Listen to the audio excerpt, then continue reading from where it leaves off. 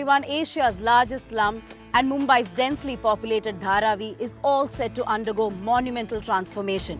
It is going to transform lives of lakhs of residents. We are at some key sites in connection to the project, and we're joined by CEO of Dharavi Redevelopment Project, Mr. SVR Srinivas, who will take us through the latest updates as far as the status of the project is concerned, the progress, challenges, and what lies ahead. Thank you, Mr. Srinivas, for joining us on this important discussion. Let me begin by asking you, sir, take us through the objective and vision as far as this project is concerned. The objective and vision that is sort of redefining this particular project, and what is the status at this point, and how is it going to change the landscape of Dharavi in particular, and what it means for Mumbai and India at large? The vision for Dharavi redevelopment from the point of view of the residents as well as the state government in particular and government of India is to have a slum-free Mumbai. Okay. So this is the first big step. Dharavi redevelopment is the first huge step towards a slum-free Mumbai, because you can't have a slum-free Mumbai with Dharavi in the center being the Asia's largest slum. That dubious distinction needs to go. And the objective is to redevelop and replan, reimagine Dharavi, taking into concern all the concerns of all the stakeholders. At the same time, to ensure that the facilities, at least the basic human facilities that everybody needs, for instance, drinking water at home or a toilet at home, plus of course houses and the livelihoods are protected, and ensure that everybody gets a house. And the motto is, of course, housing for all. That is the motto of Dharavi Redevelopment Project. Yeah. Right, so, we are at one of the key sites of this project. I believe a lot of people of Dharavi will be relocated here. Take us through the significance of this railway land, which will be used for relocation purpose. And what's the status of this? How many people will be relocated here? And the phased-wise rehabilitation of people that will take place in the days to come. See, this site that we are in is been taken over by the Dharavi Redevelopment Authority project from the railways. And this is about roughly up to about 40 acres of land. Right now you can see the construction going on, actually, as we can see. So this is the first concrete step, you can say, a concrete step towards the redevelopment of Dharavi. And here we are planning through the SPV to redevelop and reconstruct the railway buildings which are there already here, and to redevelop a slum that is already here. At the same time, over and above that, to rehabilitate the residents, the slum dwellers and renewal tenements here of Dharavi. We are expecting about 15 to 20,000 tenements here to construct here. So, sir, about the eligibility criterion, massive surveys are being conducted, and that's a huge exercise. Take us through the survey that is being conducted. How far has the survey process reached? How far for you to go? And the eligibility criteria. How many people are really eligible? I'm sure some of them will have their own homes. Some of them will have to live as tenants, because there are tenants there are house owners. So take us through who is eligible, who is not, and if they're not eligible, what is the alternative that's provided to them? The first step towards Dharavi redevelopment is the determination of who is eligible to get a house and who is not. But typically, in all the slum schemes, there is a huge distinction. Those eligible will get a house, and those not, they don't get a house. Okay. But in Dharavi, the main motto, as I said, is housing for all, albeit in different formats. Right? So those eligible who have come before 2000 and 2011 respectively, without or with small payment, they'll get a house inside Dharavi. Right? Secondly, those who are not eligible, for instance, those on mezzanine floor, first floor, second floor, that is almost 50% of the population, which otherwise the normal coach would have been thrown out on the roads. Here we are ensuring that, government is ensuring that they too will be given a house in the form of rental housing, but with a higher purchase right. They will be able to purchase the house at the prices which will be very, very reasonable over a period of time. They will be able to purchase. They will be able to purchase the house, and but that will be outside Dharavi, but within Mumbai. Okay. So those eligible will get a house, free house here in Dharavi, and those who are not eligible will get a house on a rental basis with a right to purchase. They can also become owners, right? So that is a very important step. So housing for all. Yeah. Housing for all is, of course, the final objective. Sir, the survey is the foundation of this project, right? That's going to take many more months. Current status of survey, is technology being used to go door to door? And what are some of the concerns raised by residents whenever, people go and do this survey? See, the survey is right now almost 70-80% complete. Okay. About 90,000 units have been numbered, right? And about 70,000, 65 to 70,000 have been surveyed, right? Actually, detailed documentation has been done in a digital format with on a tablets. This survey has been carried out. So, digital survey.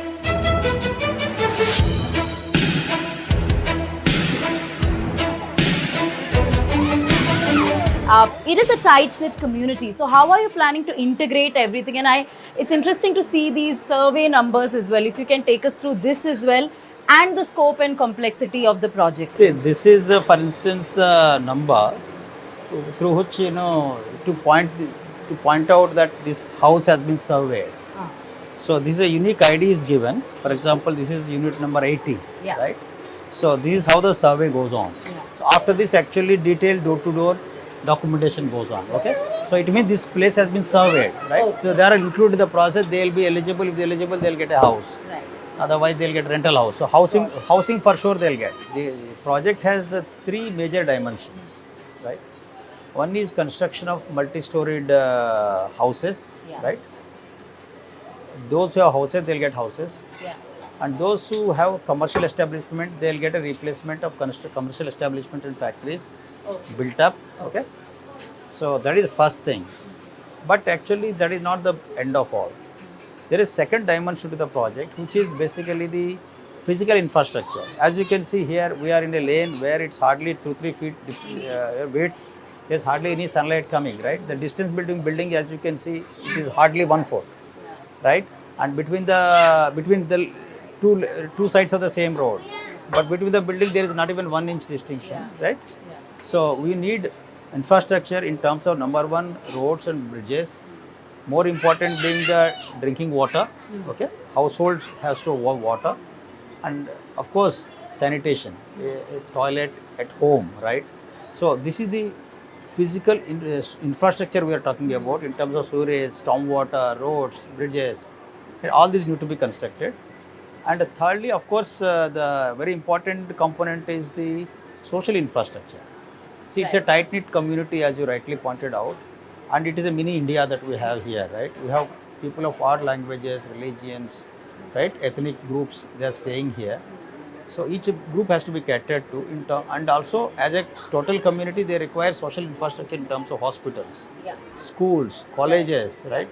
And community centers, right? Recreation grounds, all these things have to be come up. So we are basically building a city within a city. Right, like a township of sorts, but a massive one. Yes, much mega township, yeah.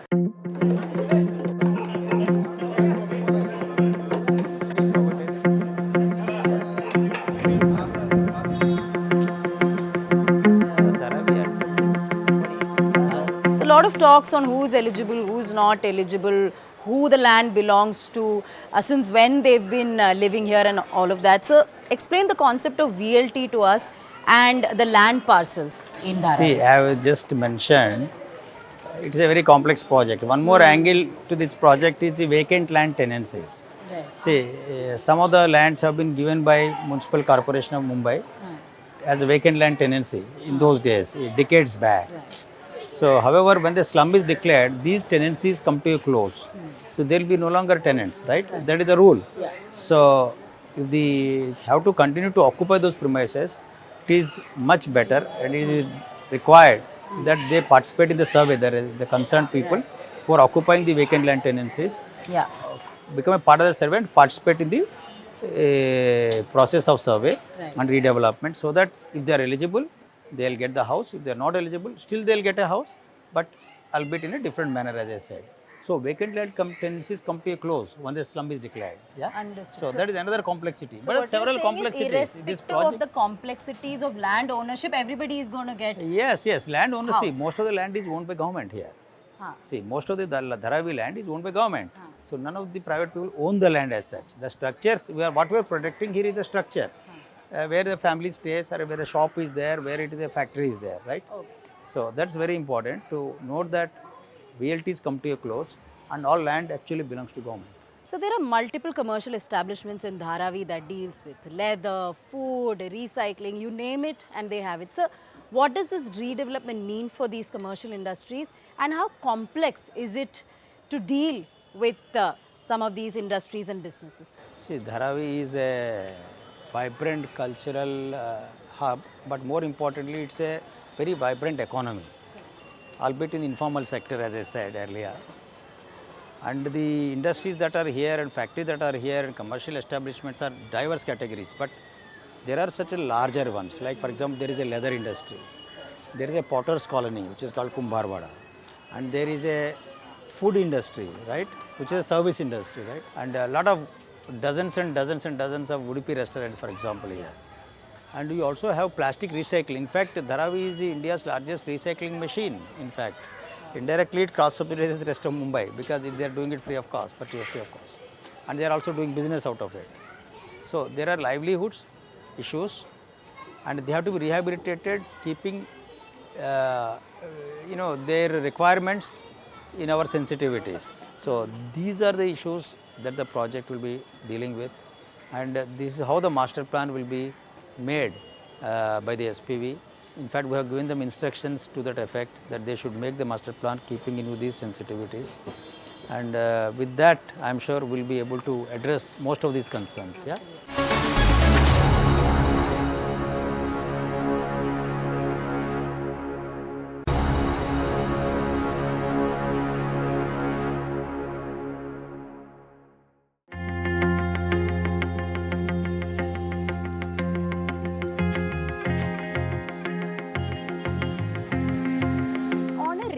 Basis, what are some of the challenges that you as somebody who is implementing the project is facing? See, there are humongous challenges because this is the world's largest urban renewal project. It's the world's largest. And second, as a slum, it's the oldest slum in Mumbai. It is a century-old slum, right? So, it has its dynamics, it has its own life. Yeah. And the challenges are many. For example, the density itself, as you can see between the houses, there is no distance, no gap at all. The density of Dharavi is possibly the highest in the world. It is about 2 lakh per square kilometer, a little more in fact. Because the density is generally about, in a city of Mumbai, it's about 20-25,000. Now it is 10 times more we are talking about. So that is the first challenge. Second is existence of a lot of shops. You can see some of the shops here, for instance. And third is very close. As a crow flies, the airport, it is very close by. So you can't really have a very tremendous high rise here. So there have been many attempts or at least talks about redevelopment of Dharavi. This is not happening for the talk at least is not happening for the first time. But finally it is taking off. How different is this proposal, is this attempt from what the attempts were in the past? See, the Dharavi project has been conceptualized way back in mid-80s, right? So at the highest level in the country. And that is now way back in 1985-86, now it is 2025, it is 4 decades now. So several attempts have been made earlier to come out with the Dharavi redevelopment, to start the works. But it took almost, it has a dubious distinction of being the world's longest bid process also. Earlier bids had failed actually, multiple times. And the reasons being, one of them is, for example, everything developer had to do earlier. See, developer driven project. So, but how it is different now, why the bids are, this time we got it are, one is we actually went through another paradigm shift, right? Another mechanism called the SPV model, where government is also a partner. And so take us through the excluded portion of the project as well. Of course, we are talking about the mammoth, project which in a sense covers the entire Dharavi. But there are excluded portions as well, right? Such as this. So you have actually touched upon, Radhika, about the another complexity of this. Dharavi is, of course, contiguous entity, but there are several pockets, hundreds of them, which are excluded portions, right? So actually these portions are bits and pieces, right? So they are excluded. For instance, this land behind us and many such. So they have to be included, right, on a need basis. And also people will also be coming forth, I am sure, as the development proceeds. They are also part of the redevelopment, right?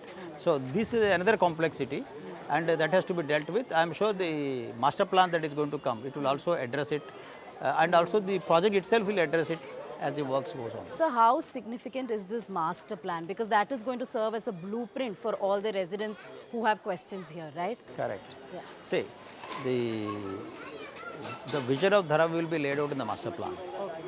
And as we speak, it is getting ready by the SPV. We had taken about 30-40 meetings at myself, in fact, and we have given our inputs. So hopefully it's going to finalize very soon in a couple of weeks or 2-3 weeks. And it should basically deal with what is in store for the people of Dharavi. And second is what is the strategy. See, to ensure that all these stakeholders are also benefited by this, right? And third is how to ensure that the dream of housing for all is realized, right? In addition to that, the strategy will also lay out the spatial plan, the spatial distribution of open spaces, the community built structures, or the commercial establishment layout, the zoning, all these things will be laid out in the master plan. And also the second component of master plan is the infrastructure plan. I just mentioned, infrastructure is the second dimension.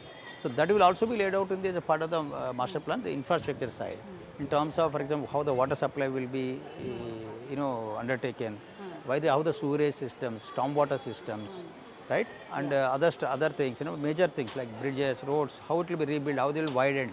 All this will be part of the second side of the master plan. So one side is the spatial plan, second side is the infrastructure plan. Right. And as I speak, I can also tell you that there is a business plan for the Dharavi also, actually in terms of how to mobilize resources, etc.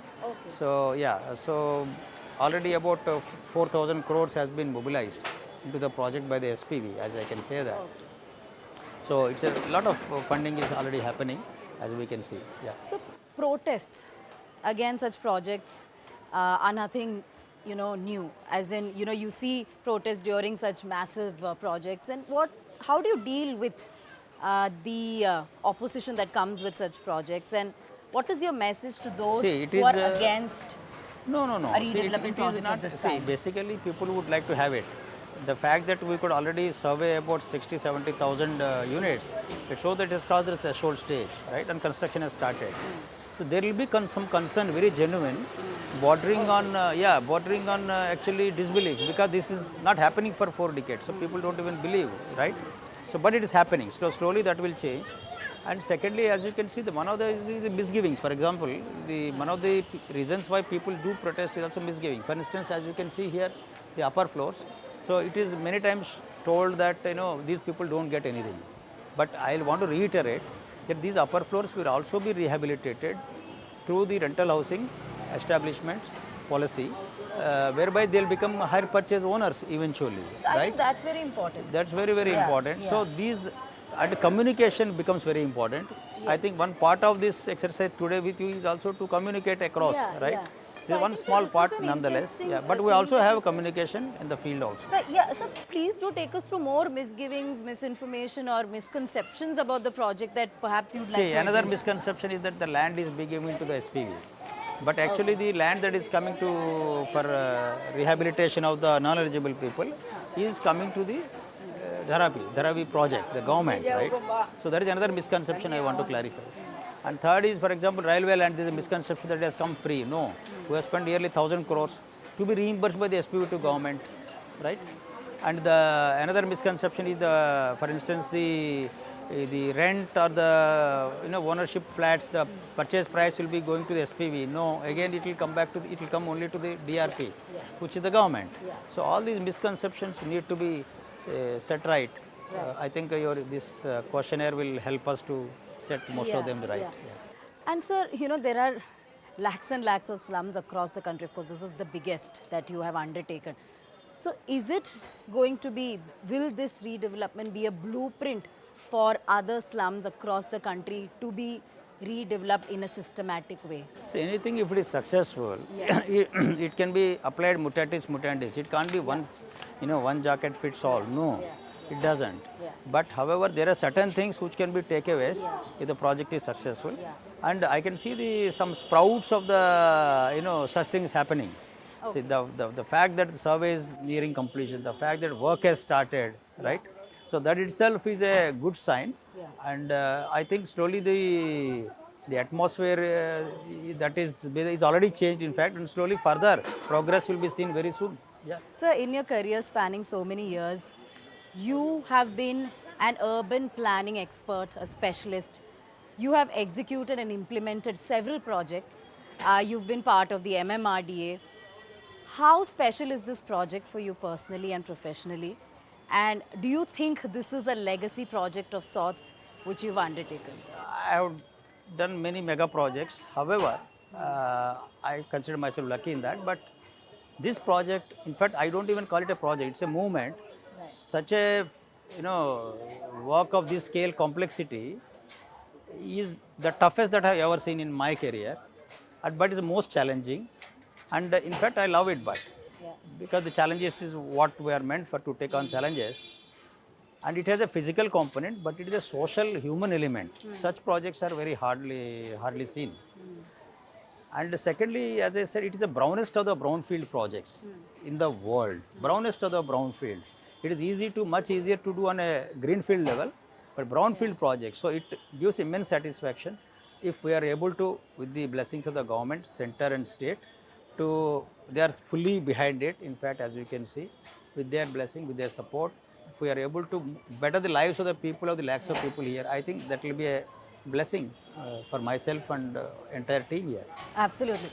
Thank you, Mr. Srinivas, for giving us valuable insights into this massive, historic project, or as you say, movement. It is certainly going to reshape lives of lakhs of people here.